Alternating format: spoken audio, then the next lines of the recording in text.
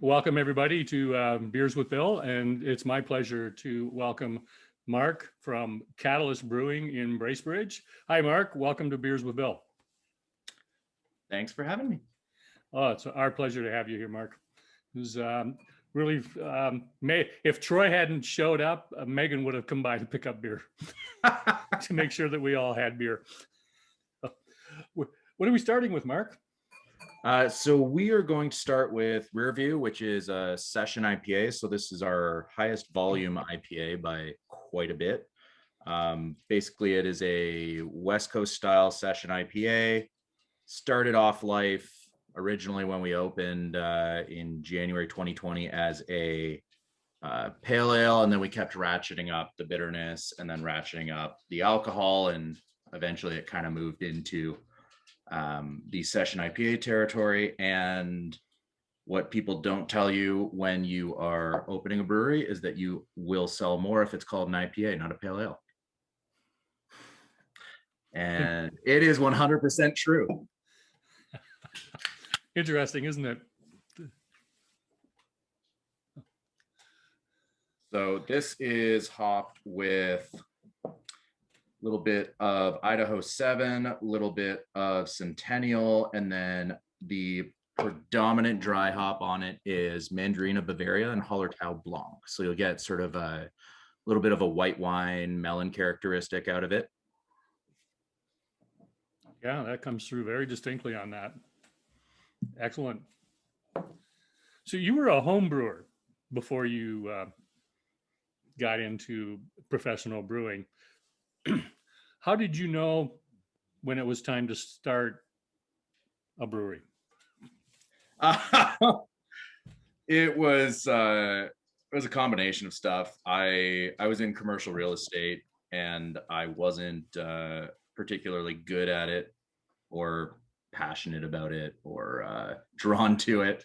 And my wife, who was my girlfriend at the time, Crystal, got me into beer a little more in depth. And I figured, I could start brewing. And then that brewing kind of led into, well, what if you can make a viable business out of it?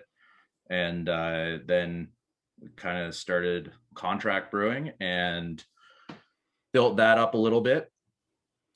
And the whole while we were looking for a space in Toronto, but didn't really pan out. And then we kind of made a lifestyle choice and ended up north, which has worked out all right so far despite COVID.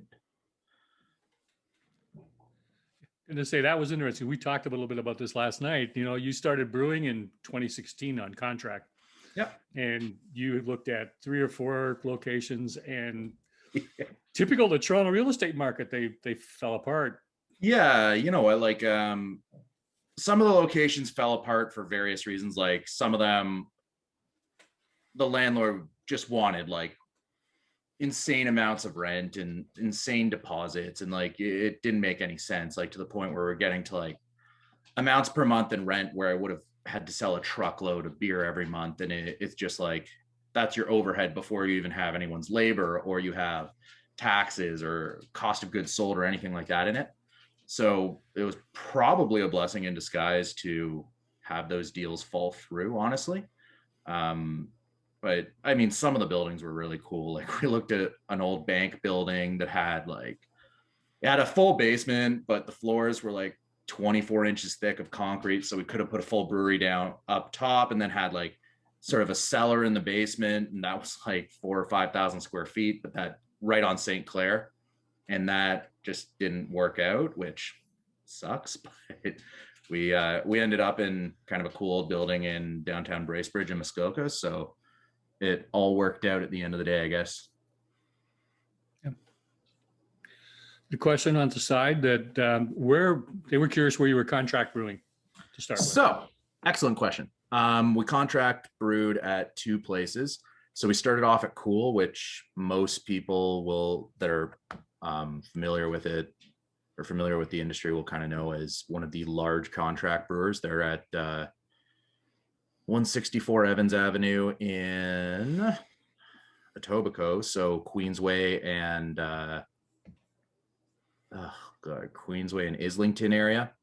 But we worked there with them for the first year and a half or so. And then we started contracting at People's Pint, just doing smaller batches more often. Because I think Cool at that time, the smallest batch they could do was 60 or 80 hex. So 6 or 8,000 liters, which is like 14 to 18,000 cans, which, and it's a lot. And like, I was a one-man operation at that point, like delivering beer to LCBOs in the back of my car. So having that much, and we didn't really have anywhere to store it either. So it was all stored in our basement. So hiking like 14,000 cans down a flight of stairs just got to be a little much. Totally understand that. But Cool's great, the fact that they allow so many people to get started. Yeah. So 2018, you sell your core brand. Yeah. So we sold that to Henderson, and we had a bit of a connection with them. We launched the beer there in 2016 originally, and they had expressed interest in buying it before that point as well. But once we decided that we were moving up to Muskoka, the beer, like our original beer, Symington Saison, was branded around a street in Toronto. And it was just, we thought it would be kind of shitty to sit there and like brew something in Muskoka, market it as a beer around a Toronto neighborhood.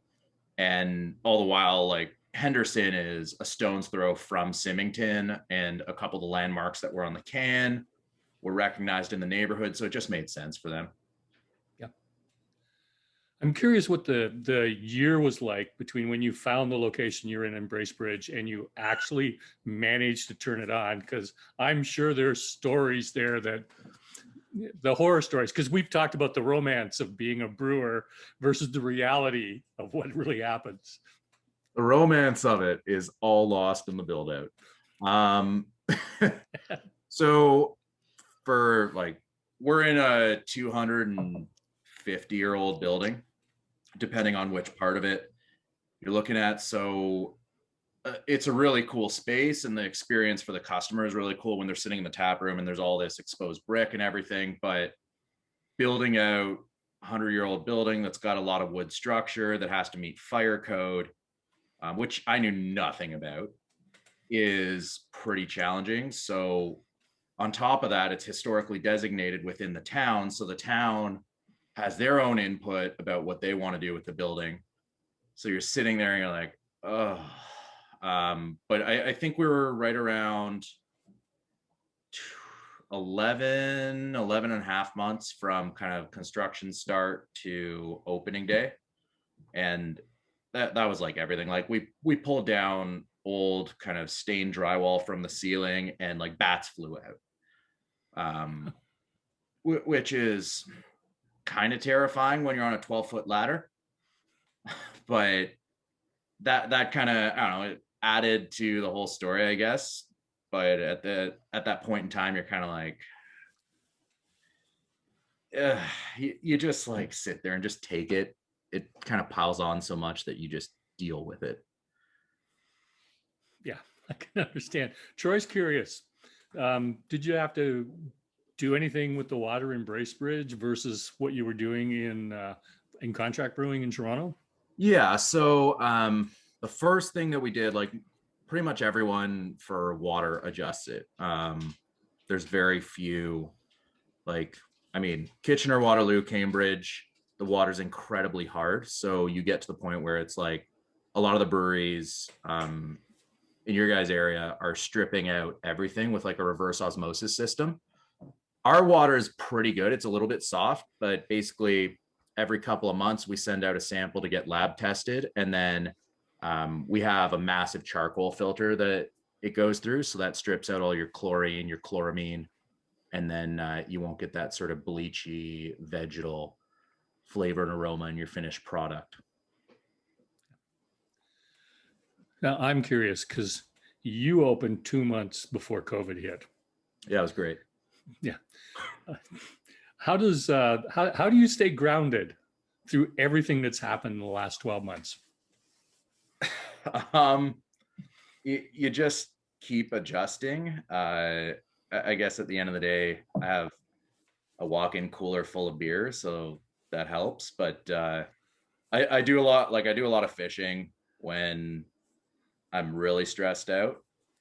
It hasn't been a possibility in the winter, but in the summer, yeah, you just find stuff to do, biking, fishing, stuff that has nothing to do with beer.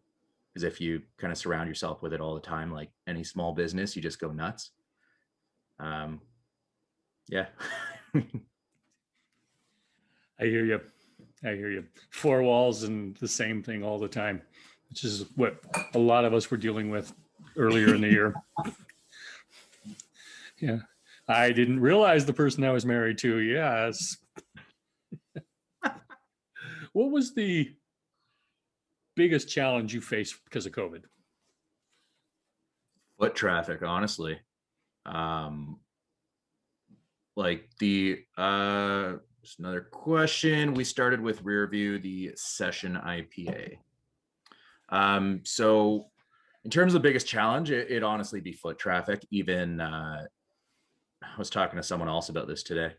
Even when like restrictions are lifted, or like you go back and forth so much that I think some people don't really realize what they can do, what they can't do, what's open, what's not open. Like all the bars are closed, but I can go to a brewery and buy beer, or the LCBO is closed, but I can go to a brewery, or vice versa. So people get kind of confused in that respect. So we went from like having wicked foot traffic in what are considered the slowest months in Muskoka, like January, February, to hitting March when COVID happens and like just ghost town when it's supposed to be picking up for the spring.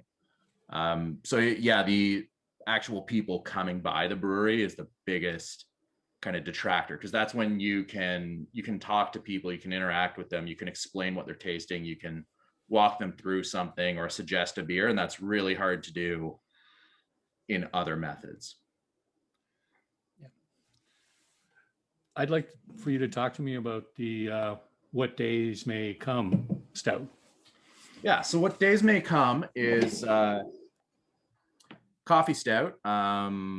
Basically brewed it just I think we canned this January sometime, and we wanted something that was going to be released for the bulk of the winter, early spring, have a really sort of interesting characteristic that we're not seeing a ton of coffee stouts. They're popular, but they're also really expensive to make. So we did this with cold brewed coffee. I think I used like 40 pounds of cold brew, or 40 pounds of coffee to make the cold brew for a 5 heck batch, which is pretty significant. And yeah, the naming, like What Days May Come, is kind of a forward thinking, hopefully optimistic title to it. So it'll pour, like it's a medium bodied stout. It'll pour kind of a dark garnet, almost black. You'll get a really nice cold brew aroma, and that'll be followed by a subtle sweetness on the palate. And you shouldn't have too much of that coffee bitterness, which is kind of the idea behind the cold brew. Otherwise, if you make like a pot of coffee or something of that nature, it's really tough to get it to come through with without being super bitter. No, this has got a really nice balance to it. You know, did you? I haven't read the can. Was there a specific coffee roaster that you used? We can't. We did, but we can't mention who it is because they have some. They gave us the coffee, but they are associated with parties that we can't actually associate alcohol with, if that makes any sense. That makes perfect sense. I understand. So the text under the cans, sometimes I forget what we put, so I just had to read this one. Yeah, this was when we were still locked down, and before we opened up for a week and then locked down again and then opened up. So now we're kind of open. Yeah, all the cans I think have some sort of writing on the bottom. Some is more funny than others. We had one around the election that was, I think we put Biden our time on the bottom of the can. And there's, I think one of them might be, oh, rear view is the crude one. Rear view is definitely the crude one. Need to backtrack a little bit. You talked about stripping out the chlorine in the water, not to get a vegetable aroma. Yeah. So chlorine and chloramines, when they interact with yeast, tend to produce sort of a vegetal, like almost grassy plant sort of. But it's why a lot of breweries use a carbon filter, and the carbon bonds to that and it strips it out of the water. So there's a lot of stuff that you can kind of deal with on the back end in terms of adjusting with like water salts. But the chlorine and chloramine, which are in the water to make sure it's safe to drink, are just, it's not possible to get rid of in fermentation. Like it'll come through. Yep. Thank you. Because not everyone here understands that impact of chlorine when you're brewing. It's not good. No, there's a reason, and you can't soften it. You have to strip the chlorine out. Yeah. Yeah, you have to strip it out. Yep. With hard water, to an extent, you can soften it, but I mean, again, like the Tri-City area, you got to strip that out. There's no softening that. Like, I'm assuming pretty much everyone has a water softener in their house. Yeah. Like Crystal's actually from Kitchener, and her mom's got the big old water softener in the basement. Like there's no getting around it. It's really hard water. Yeah. So what was the best thing that happened because of COVID? Lots of new customers that I probably wouldn't have reached. It not enabled people, but it kind of challenged people, I guess, to look further for what products they're buying, or if you're already into beer, trying new breweries and stuff. And the breweries have, for the most part, stepped up their online game and have enabled customers to get stuff from all over the place. So we've got customers that buy stuff from Ottawa all the time. It might have been years till I reached that market prior to COVID. Like we have customers from London and Windsor, and like we don't have an LCBO SKU or anything. So some of those places would have been difficult for me to reach if people weren't looking for new places to purchase from. This one comes from Sharad. What is the one single biggest risk you're going to take this year? I don't know. We talked a lot about that last night, didn't we? Every time I make a new beer, I think it's a risk. So the biggest thing that we're doing is we're working on an LCBO SKU now, which is quite a bit of money and resources. It's not necessarily a lot of money just for the LCBO. Like it doesn't cost you anything to get in. It's all the packaging, all of the, like, having to buy 5,000 carriers, having to buy 15,000 labels, having to pay for all those cans. And if it flops, you're kind of up a creek without a paddle. So that's definitely the biggest risk we're taking this year. I like to kind of mitigate some of my risks in general. Like if we're doing a beer that's crazy that I'm not sure how it'll sell, then you don't have to do 1,200 liters of it. You can do 500 liters or 100 liters on our pilot system. But yeah, the LCBO is definitely the biggest risk. Are you finding it problematic dealing with them, or is it okay? It's not problematic. It's a little cold, honestly. I guess I'm a little too sensitive. But it's very cold. It's just like if they have a beer and they taste it and they're like, nope. I'm like, well, why no? Like, nope, don't want it.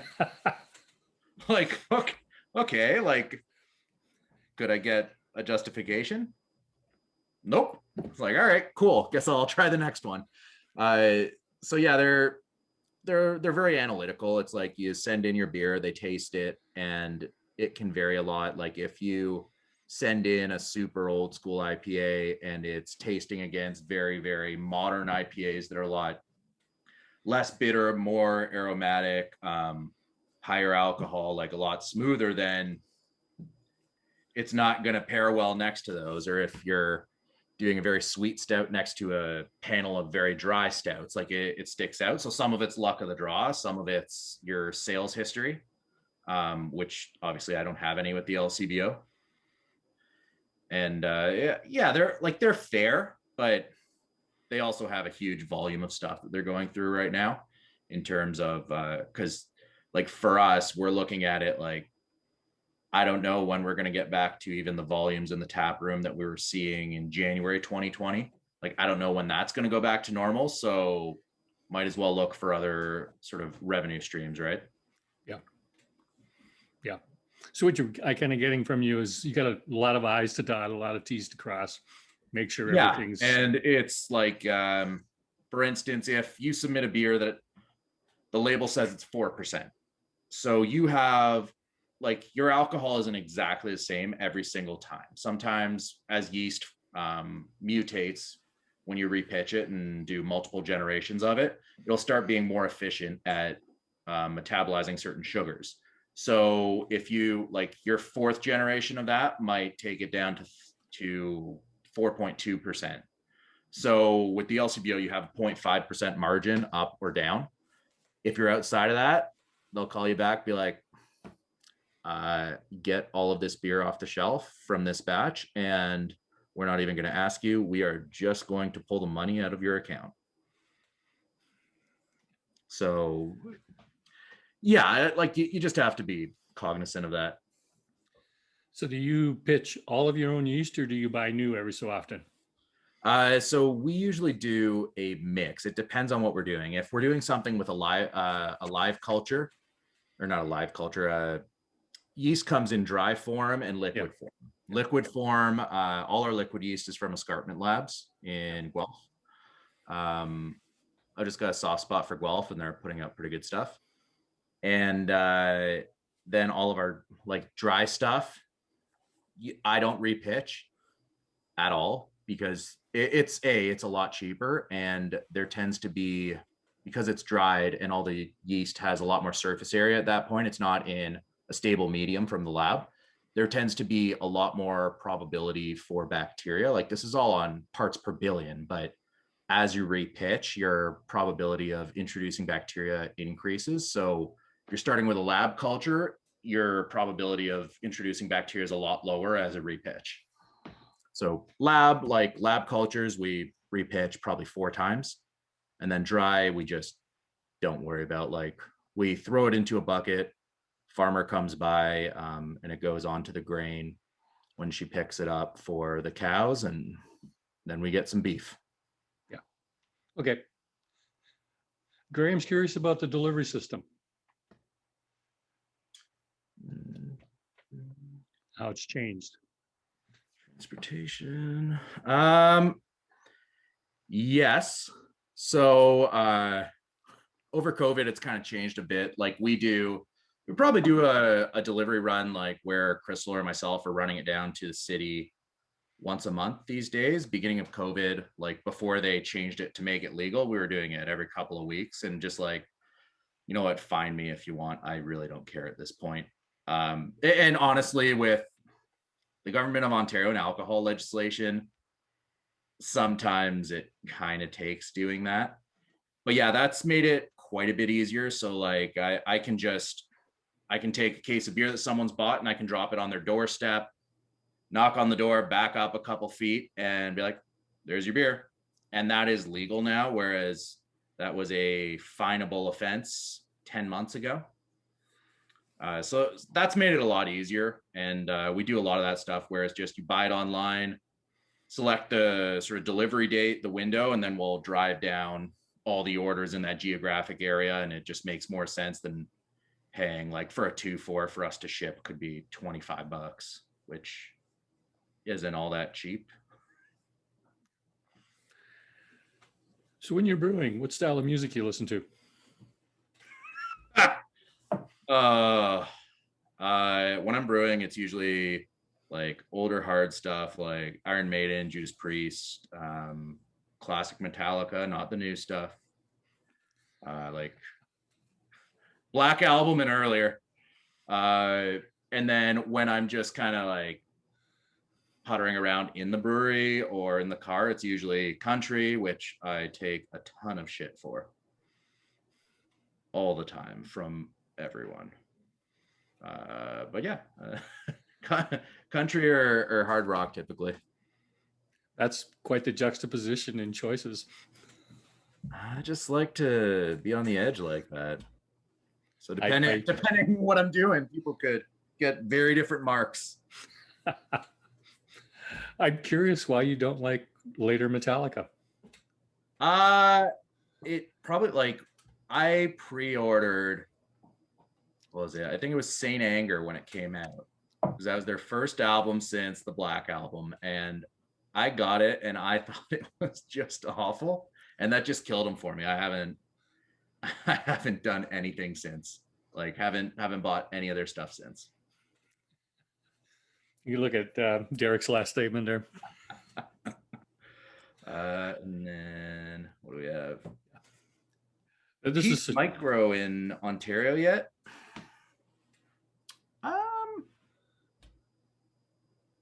I don't think so. Like it depends. It'll all even out. It's just like same as how there's a million restaurants everywhere. I think that you'll kind of get to the point where some will start, some are good ideas, some are bad ideas, some have good concepts, some have bad concepts. So I think it'll start to even out a little bit, but I think you'll just have more competition, which I think will drive up the quality of the end product. we talked a bit about that last night. Yeah. You were saying that's one of the things that the craft beer industry could be doing a lot better. Yeah, it's not necessarily that like the craft beer industry is like all terrible. It's like it's expensive to like I don't have a lab. We never have. We probably won't in the building we're in. We just don't have room for it.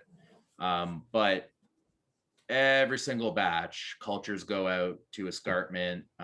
Every couple of turns of the tanks, we do swabs of the tanks, send those out to see if there's any cultures on them. For any spoilage, like after cleaning, test the hoses, and all of that stuff. Like each test is, I don't know, $20, so it adds up. But pouring 1,200 liters of beer is also expensive. So I think you'll get to the point where that's more the norm than the exception. And there's breweries that are absolutely crushing it for stuff like that have always been consistent. Like Reinhardt's one in Toronto. Brunswick's a contract brewery, but they also have a really, really intense quality control program. Muddy York in East York. All like super consistent, and part of that's your quality control. Is there any style of beer that you wish you'd made that you still haven't made? The style that blew up before I made it. I think like we've done in the first year we've been open, I think we've done 38 or 50 different beers, something like that. So I brewed like a pretty good variety, but sometimes I just wish I could predict trends better. Like some of it's tough, and small town and central Ontario is kind of tough because our taste profiles that we get in the summer versus the winter are like night and day. Like my top 3 sellers are my pale lager, my pilsner, and my Mexican lager for 8 months of the year. And then if it comes around to about May, June, I can have 6 IPAs, and those will blow all the lagers out of the water. So yeah, it's tough for us just being kind of touristy. So we try and keep a pulse on it. But with that said, we're also trying to do some kind of newer creative beers. So talk to me about the Mexican lager. So the Mexican lager, which is basically it's a international pale lager, would be kind of the style. And if you imagine like a German Pilsner that has like a mild hoppiness, and then you kind of up the sort of maltiness and you add a little bit of corn, it gives it a little bit of a rounded sweetness. Then you end up at a Mexican lager. So this one is, what are we, 4%, I believe? Yeah, 4%. And it'll drink pretty clean. You could drink a bunch of them. The idea is that you could, well, up here, you can sit on a dock. Southern Ontario, you can sit in your backyard, maybe by a pool. And you can just drink, you can drink a 6-pack of them without being a burden on someone else or a complete mess. And I think we've all had nights like that. So Why this particular style? you know what? I'm trying to find stuff that appeals to everyone. Like everyone that like someone comes in and they're like, I drink Canadian. And someone comes in and they're like, you know what? I'm a little tired of like super intense beers all the time. What do you have that I could just drink a bunch of? And even if they're very experienced in beer and they know a lot about craft beer, there's nothing like a good lager at some point in time. And like Crystal and I, that's kind of, the lagers are most of what we drink at home. Like I don't bring home like a 6-pack of Cataclysm and just throw those back while I'm watching hockey. Like it's not quite realistic, because you can get that palate fatigue too, and just ruins the beer for you. I hear you. A lot of the brewers that come on the show talk like that. That you're not drinking the high octanes. You're not drinking the big IPAs. You're drinking something that's easy, that's comfortable. Yeah, like we do drink the higher stuff, but honestly, that's more, from my perspective anyway, that's more stuff like we share. Like Matt Doomering, who's Reverence Barrel Works, we're old friends, and we get together with a few other guys like Pete from People's Pint and a few guys like that, because we all used to live in the same neighborhood in Toronto. And you do a bottle share and everyone brings like a couple 12 or 13% stouts, and it's great to share them all, but when you go through like 12 of them in a night, it's just a little much. So you can do it once in a while, but it's not something I would advise normally. George, curious if if you have done collabs and if there are collabs planned in the future. Yeah, we've done a few. We have done a bunch when we were contracting. A lot of the guys that started in kind of the homebrew community in Toronto, we've worked with. Like we've done stuff with Reverence kind of early in their development. Reverence is actually up on Monday to actually do a collab. Then we have stuff that we've done in the past with People's Pint and a few other guys. Who else am I missing? But yeah, we have a few things kind of in the works, working around regional restrictions and when we can travel and when we can't and all that. So we've had stuff that's been like with Reverence, that's been on the docket since August. But so he's coming up, we're brewing a beer, and then they've taken one of our bright tanks away so we can put some bigger stuff in.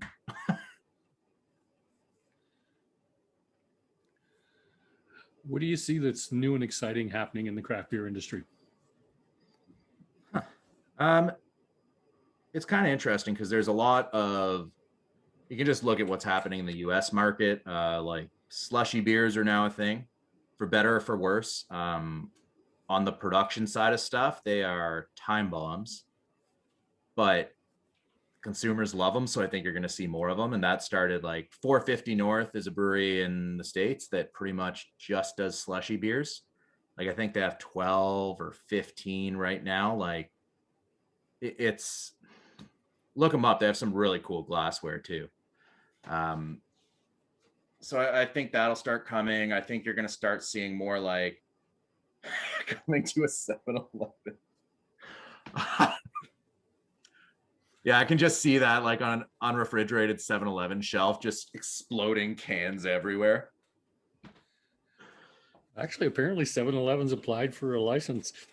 Yeah, so they did. That'll go in, if all that goes through, that'll be in 2025 because the framework was revised in 2015 under Kathleen Wynne, and that deal with the beer store expires in 2025. Yeah.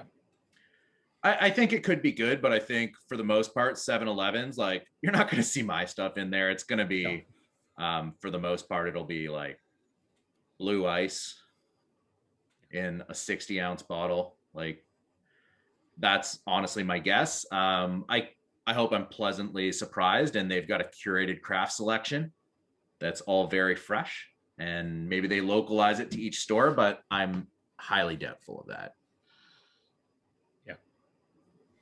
Yeah. And a straight up answer, Derek, yes, that's why they're building those areas in their stores. They're getting ready for 2025. You got to think how Actually, many... I haven't been into a 7-Eleven in a while. Are they doing that already? They've announced publicly that they're going after the license. Yeah, I knew that. And then underneath that was the announcement that they are starting to renovate stores for that. But you got to think about how many stores they've got to renovate. Well, there's like what, 7,500 or something in Canada, maybe a little less, but yeah, it's quite a few. Now they do have a model to kind of come from, because you go over to Europe, and in my experience is Copenhagen, there's 7-Eleven on every other corner. So, and you can buy your beer there, you can buy your alcohol, like your liquor there. You can buy actually really good food in 7-Elevens in Copenhagen. So, not the same here. No, it's in not. Tokyo too, Bill. The food's no good. The The tequila. only place you can get cash, 7-Elevens in Tokyo. Yeah, here it's the food is not strong at the 7-Eleven. Like hot dogs that have been rolling around for a week and a half. Oh yeah, or the chips and cheese. Yes. The cheese that pours out of a spout. Good old spout cheese. What's next for Katalyst? Oh god, I don't know. It's honestly, it's really tough after the past year to like sit there and think more than like a couple weeks or a month at a time, because everything is just like, okay, 180, 180, 180, 180. We're building a bigger patio in the next couple of weeks. That's exciting because patios are good. We are hopefully having that lcbo SKU come through hopefully in the summer if all goes according to plan, and then start rolling out some seasonals in the lcbo as well, which would be nice. Got a couple cool beers coming up, including like some wine beer hybrids. So we're doing like a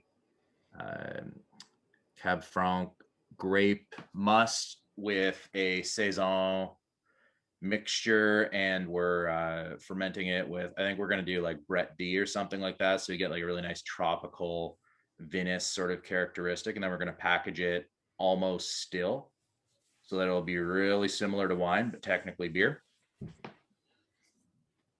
Yeah, all sorts of interesting stuff. So Siraj was wondering about the Sister Sour. Mm-hmm. First, was that a collab? Secondly, what inspired you to make the label around the theme? Yeah, so we didn't make the label. Penny, who is awesome and who is a local Indigenous artist, actually did the label for us. But we were looking, like, Crystal and I are both incredibly white and both from middle-class families. Like we don't really have anything to complain about in terms of struggles or in terms of any sort of racism or anything that someone might consider a hardship. So we were trying to find causes that we could realistically help out with or raise awareness for, that we could actually financially commit to as a brewery that at that point was under a year old and had been in COVID for most of their existence. So like, we're not rich. So we started with like Black is Beautiful. That went extremely well, raised a bunch of money for that. That went to Black Legal Action Center in Toronto. And then we were trying to do something with the Indigenous community, which was more of a challenge. And then we got hooked up through, or with Mark Solomon, who is very well connected, and he is Indigenous himself, and he also home brews, and he had this kind of idea for a project that he wanted to do. So we went back and forth, brewed that beer, called it Sisters, kind of based on the Red Dress project, and made it red. Portion of the proceeds for that go to an Indigenous charity as well, which is the Thunder Woman Healing Lodge, located in Toronto, and they help Indigenous women reintegrate into society after coming out of the penal system. And that, like, honestly, the hardest part of that beer was not the beer. It was not any part of the actual brewing side. It was finding a charity that would actually take our money, because it was from alcohol sales. And like, I get it. And it's that's a tough one. And Mark has another project going right now. If you look up Indigenous Brews, that's his sort of organization. And we're also doing another beer for that, which will be released probably in the spring. But it's been the same issue with having finding charities that are willing to accept it. And like the way I've kind of explained it to people is like, I'm looking to help, or I'm looking to at least raise awareness for something. Alcohol is just the vessel that I have. Like, I don't bake cakes. So people are a little more receptive to that, and I get it. And I'm not like try and force anything onto anyone, because it's just ridiculous to do that. But yeah, like, so we'll keep doing stuff like that going forward, just because we think it's worthwhile. And particularly in the Indigenous community, I think a lot of the issues that community has had have been extremely, extremely overlooked by the entire, not the entire population, but by society in general, and just kind of brushed off for the past 150 years or so. So Crystal does most of your artwork. Mm-hmm. So yeah, Crystal, moderately talented. she's obviously not near the room. Okay. Oh no, she's actually not here, but I'm pretty sure she's actually on right now. She just doesn't have a camera on. So no, Crystal's extremely talented. I normally, like, I don't have an eye for setting up like graphics. I don't know what I want to do. If I did it, it'd be all jumbled, and like, that's probably why I don't do it. I also have no clue how to do it. Like, I could barely, I don't even know what fonts are on the can. So she usually comes up with it, and most of it's designed to be fairly clean, like just with the color bands in the bottom, you distinguish by the color bands. Like with the, like, you get to some stuff like What Days May Come, and this is actually like a light roast, a medium roast, and a dark roast coffee on the label. Or then you get to stuff that we release once a year, like Cataclysm, kind of meant to look like lightning, a little like darker, because a cataclysm is an end of days. So yeah, she usually comes up with some stuff, and like for our LCBO SKUs and like what we're looking to do with that, they'll be a little different. They won't be in short cans, because it's really tough to sell a short can for $3 or $3.25 next to a tall can of a similar beer that's selling for $2.50. Like, people tend to do more price comparison at the LCBO, so we'll do that. So modifying the labels a little bit, and they'll be a little more one-off for LCBO stuff, because if it doesn't jump off the shelf at you, no one's ever going to pick it up. Yeah, I hear you on that one. We'll get to your question, Derek. You mentioned Cataclysm. Talk to me a little bit more about that. Yeah, so Cataclysm, it was also like, it's a beer that we've had for a few years. So that's one of the beers that we've always had at cast days since we've done cast days. And this year we did not have cast days, so it didn't go there. No, we did not.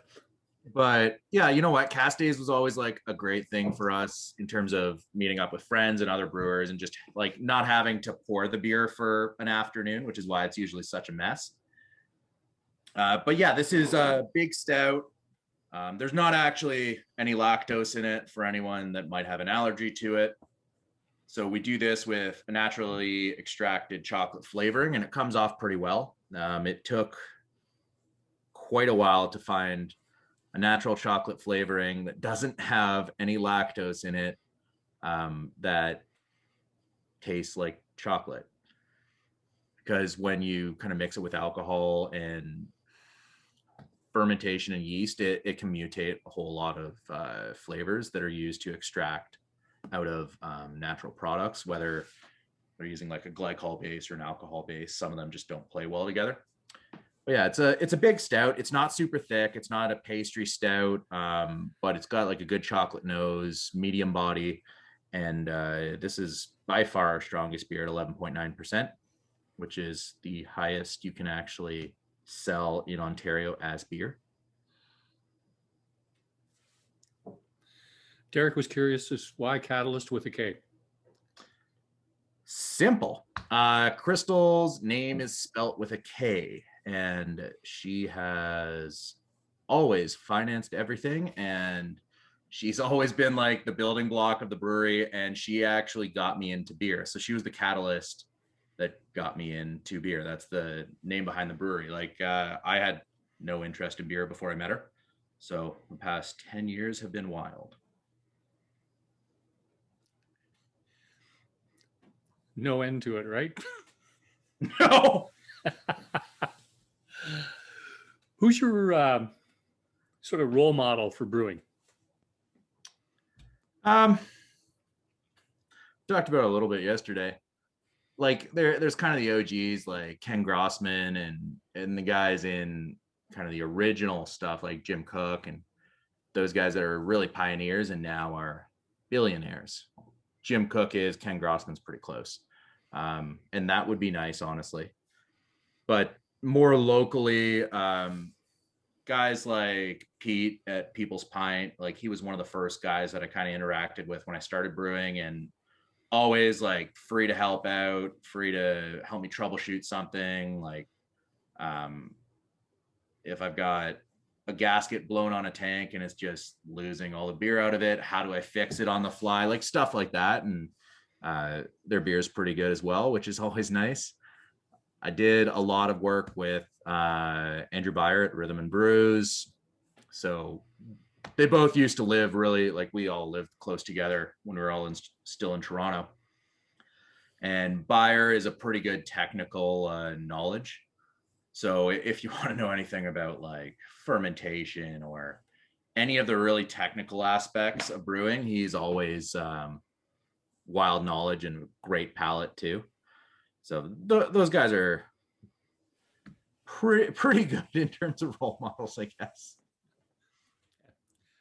Ed's curious, what does the LCBO classify a beer that's higher than 11.9? So if you're over 11.9, you are into spirits category. It's not necessarily the LCBO, it's excise. So excise has three categories. There's below, I think, 2.3%. Then there's 2.5% to like 4 or 4.5. Then there's 4.5 to 11.9 or something like that. I'd have to look at my excise return. I'm always in the top one. But beyond that, it's not excise duty for beer. You're into spirits, and then you're paying the federal government, which is excise. You're paying spirits taxes, in which case you cannot you can't, even though you're not distilling it, you can't make a alcohol that high in Ontario or Canada beyond that 11.9. I have not tried to mess around with it too hard, but if you see over like in Ontario, you'll see lots of beers advertised as 11.9% that aren't necessarily 11.9%. It's a lot of like a coverall, like, oh, here's this 15% stout, 11.9, won't get me in trouble. And you can do that if you don't have to like the LCBO lab tests all the beers, so they'd be like, no. But if you're just selling direct to consumer, you can do it. Selling a 15 or 16% beer as 11.9 might be a little irresponsible, but it can and has been done.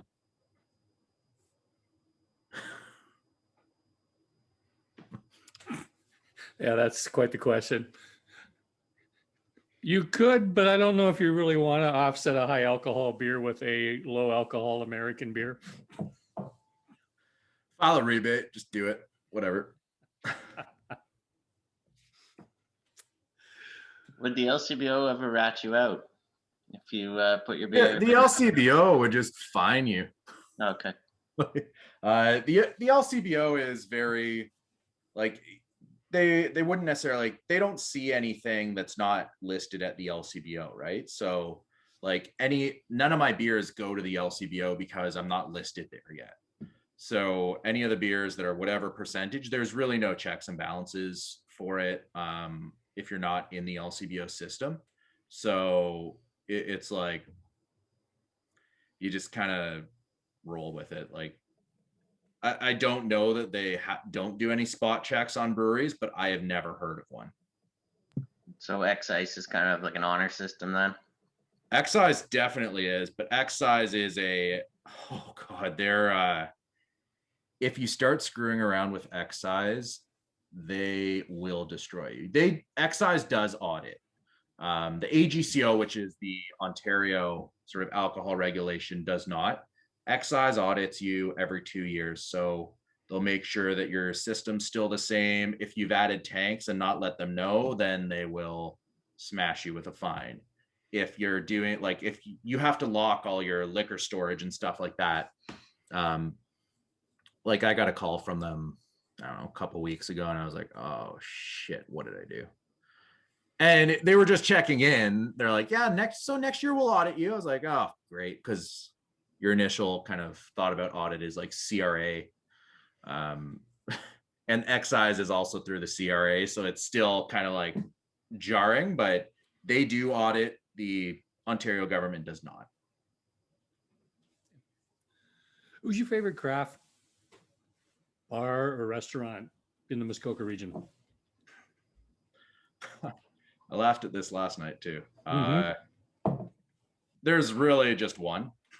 Like there's a few places that have a handful of extra taps, and like there's Muskoka or whatever, like, but the only bar that I know of in Muskoka that has a really, really well curated list that is not favorite to like one brewery is the Griffin, which is downtown Bracebridge, and it is run by Jed Corbell and a couple other guys. And Jed is the brother of Sam Corbell, who is Sawdust, or is a portion of Sawdust. But yeah, they've got a really, really well curated tap list. And I mean, it's been kind of a gong show for them. Like they've been open for a couple of weeks. We get a keg in and then they're closed. And then it's like, but yeah, most of the places in town don't have a great craft selection. So we have our stuff in a few places, but yeah, it's not, for the most part, small town. There's not a ton of great craft beer bars. Strauss lives in Toronto. He's curious what your favorite place is in Toronto. Oh, Toronto. I'll go with the OG. Say what? That's like, it's one of my favorite spots. It's one of the first spots my wife and I went to, and they've always got like just a wild selection. I've never had a bad time there. So you go down, like, I remember being down there at like 2 a.m. and being like, oh shit, we just missed the last train home. And like, oh well, guess we're walking. It's my favorite place too. I've never been embarrassed like this in my life. I was designated driver for the 12 of us. So I ordered a Coke, and from across the room, the servers, in a very loud voice, what was that non-alcoholic beverage you ordered? Nothing like being singled out. Yeah, nothing like being publicly shamed. Yeah. What do you think is the one smart thing that the industry did or pivoted on because of COVID? Online, like, I think there were a lot of breweries that were just kind of doing tap room licensees and stuff, but they weren't really shipping at all. And shipping is a giant pain. Beer is heavy. The amount of packages I get that are unfit to deliver when I know I packed them well, like, this was clearly just thrown out of the back of a Canada Post truck. Like, so yeah, online, it's made beer way more accessible across the province, and it's opened up people's eyes. So like, you can get beer from wherever you want. Pretty much everywhere is shipping. Pretty much everywhere has a sort of well like executed online store, or at least an online store. So that's definitely the best thing that's come out of COVID. If you could travel back in time, Mark, what advice would you give your younger self? Go into it with more money and less ambition. It's just like, you hear it from everyone that's opened a brewery or something, but like, account for double the time and double the money. And it's very true. Like, I built the whole place, and like, from drywall to electrical to plumbing and all that, and it was still not much more, but more than we wanted to spend, and took way longer. It's just like, just wild. That's typical of a lot of projects, though. You know, spend twice as much and take twice as long. Yep. There's always little surprises that happen. What's the one thing you'd like every one of us to take away from our chat tonight?